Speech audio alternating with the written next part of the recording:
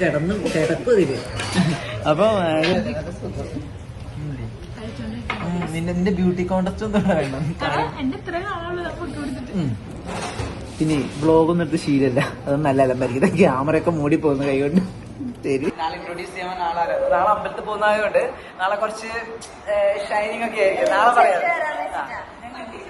നാളെ അങ്ങനെയാണ് ഞങ്ങൾക്ക് നമ്മുടെ കാലിക്കറ്റ് നടന്ന കലോത്സവത്തിന്റെ ജഡ്ജ്മെന്റിന്റെ മാർക്ക് ലിസ്റ്റ് കിട്ടി അല്ലെ നേഹടുത്തെ. നമ്മളെ ഐറ്റത്തിലും ചെറിയ പ്രശ്നങ്ങളൊക്കെ ഉണ്ടായിരുന്നു. അപ്പൊ അതുകൊണ്ട് നമുക്ക് അങ്ങനെ ഒരു പ്രശ്നം നമ്മൾ പറയുന്നില്ല.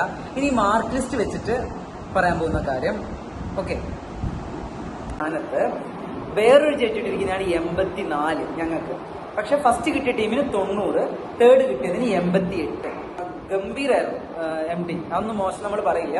അടിപൊളിയായിരുന്നു ഐറ്റം. നമ്മൾ അവരെ ഇതാക്കി പറയുന്നില്ല, നമ്മൾ ഈ മാർക്ക് ലിസ്റ്റ് കാണിച്ചതാണ്. ഈ കുഴപ്പം പറയും, കൂടി ഇരുന്നാൽ പറയും, കൂടി ഇരുന്നിട്ട് അവർ റിസൾട്ട് വേറെ ആൾക്ക് കൊടുത്തു എന്ന് പറയും. മാറി ഇരുന്നാൽ പറയും, ഇപ്പൊ ഞങ്ങൾ പറയുന്ന എല്ലാവർക്കും ബുദ്ധിയില്ല എന്ന് പറയും, അല്ലെങ്കിൽ നീ പ്രശ്നം എന്ന് പറയും. ഇതാരും ഇതിലേക്ക് ഇറക്കി നല്ല സ്പേഷ്യസ് ആയിട്ട് നിർത്തി പ്രാക്ടീസ് ചെയ്യുമ്പോൾ സബ് ജില്ല മുതലേ വേദികൾ എന്താ അവസ്ഥ?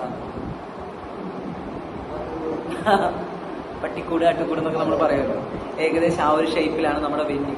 തൃശ്ശൂര് പിന്നെ പറയണ്ട, സബ് ജില്ല ഷോക്കായിരുന്നു സബ് ജില്ലയിലെ സ്റ്റേജ് എന്ന് വെച്ചിട്ടുണ്ടെങ്കിൽ. പക്ഷെ ജില്ല അടിപൊളിയായിരുന്നു അല്ലേ?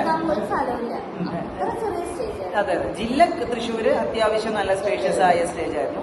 പക്ഷെ എല്ലാവരും ഉണ്ടായിരുന്നു. ഞങ്ങളൊരു ഒപ്പീനിയൻ, 5000 രൂപ നിങ്ങൾ അപ്പീൽ കൊടുക്കുന്നവർക്ക് നിങ്ങൾ കൊടുക്കണ്ട, നിങ്ങൾ കയ്യിൽ വെച്ചോ.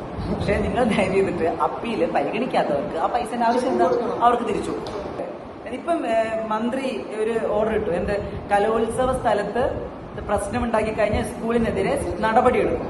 അതുപോലെ ഓർഡർ വരട്ടെ, അപ്പീലും വേണ്ട, പുറത്ത് കളഞ്ഞു കഴിഞ്ഞാൽ അതൊക്കെ ഒരു സത്യസന്ധമായ കാര്യമല്ലേ ഞാൻ പറയുന്നത്. ഫസ്റ്റിനും സെക്കൻഡിനും നേരിട്ട് എൻട്രി കൊടുക്കും, ഇല്ലെങ്കിൽ ഈ അപ്പീലും കോടതി വേണ്ട, നിങ്ങൾ ഫസ്റ്റിന് മാത്രം എൻട്രി കൊടുക്കൂ.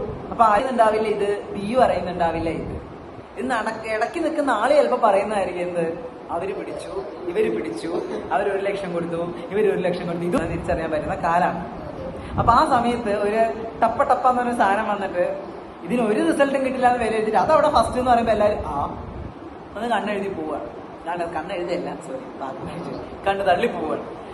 ലോകത്തുള്ള എല്ലാവരും വരില്ല, പല ഡിസ്ട്രിക്റ്റും. ആ കുറച്ച് ഇമ്പോർട്ടൻസ് ആയി പഠിപ്പിക്കുന്ന ആൾക്കാരും അവരുടെ പേരൻസ് എസ്കോർട്ടിങ് വരുന്ന കുറച്ച് ടീച്ചേഴ്സ് ഉണ്ടാവുള്ളൂ. അവർക്കൊരു ഏരിയ കാണാൻ വേണ്ടി അവരവരുടെ ഐറ്റം കാണാൻ വേണ്ടി കൊടുത്തു കഴിഞ്ഞാൽ അത് നല്ലൊരു കാര്യം പറ്റും.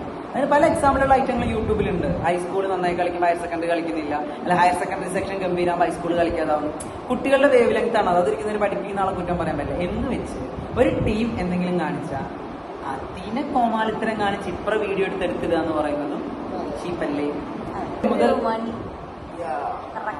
ഞങ്ങൾ ഈ 1 മണിക്ക് നിർത്തുകയാണ് ഇന്നത്തെ വീഡിയോ.